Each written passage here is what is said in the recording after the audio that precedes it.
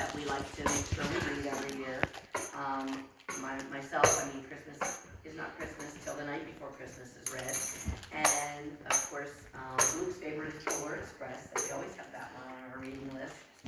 And so I'm sure each of you have ones that you remember from your childhood or when you're doing with your own kids. But I'm going to read to you today because today our Christmas classic and our Christmas message has to do with your heart. And so I'm going to read you from Matthew 5:8, which reads, "Blessed are the pure in heart, for they will see God."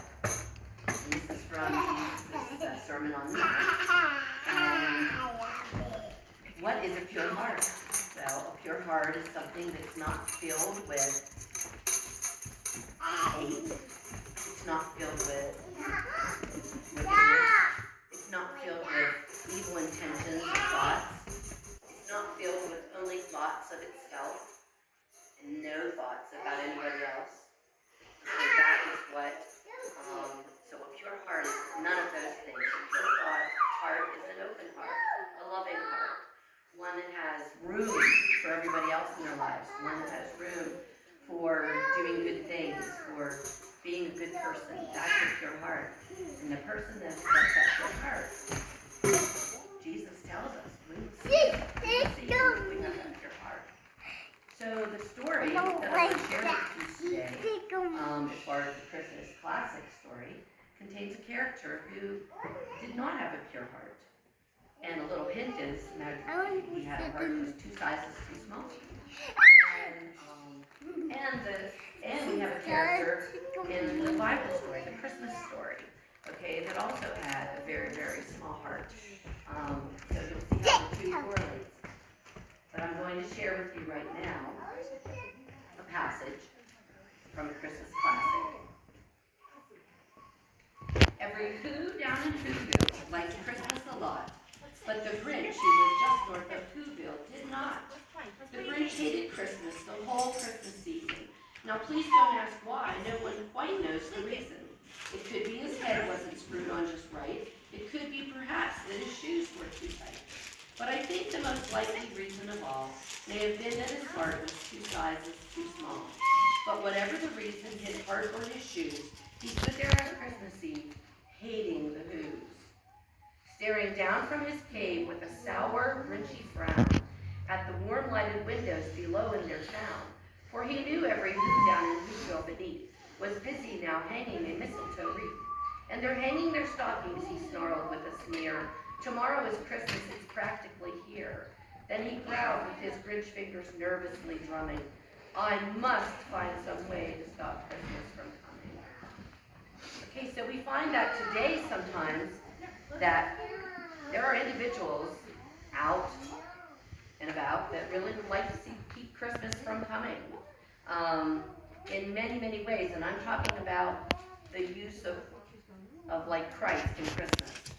I found when I was reading up on this plan of using this story that I just found way too many examples of places in our day and age trying to do away with Christmas as we know it. There was a town government told every church in town, because they put it out front of their church, sent them a message that they could not say in front of their church that Jesus was the reason for the season.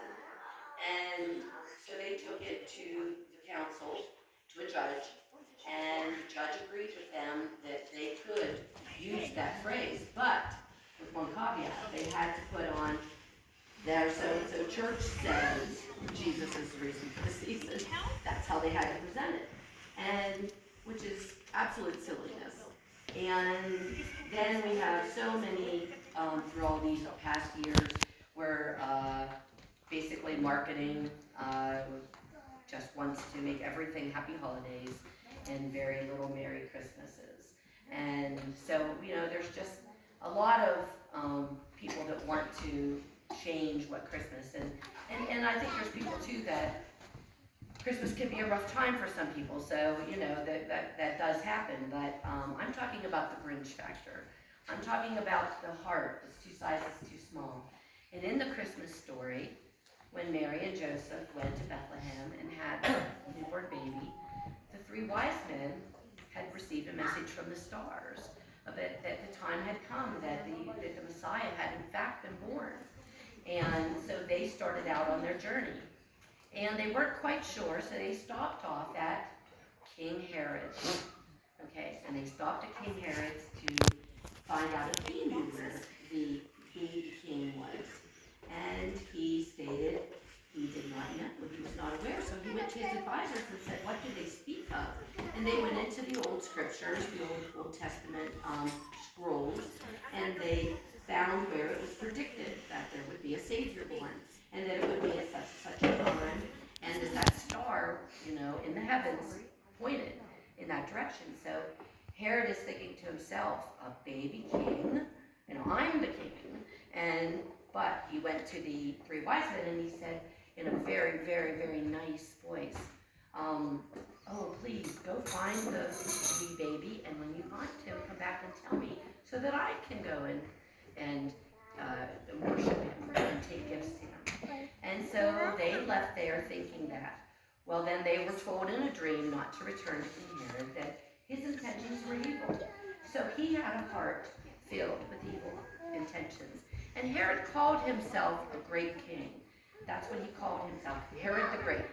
And in some ways, he wasn't a bad king. He was not an Israelite.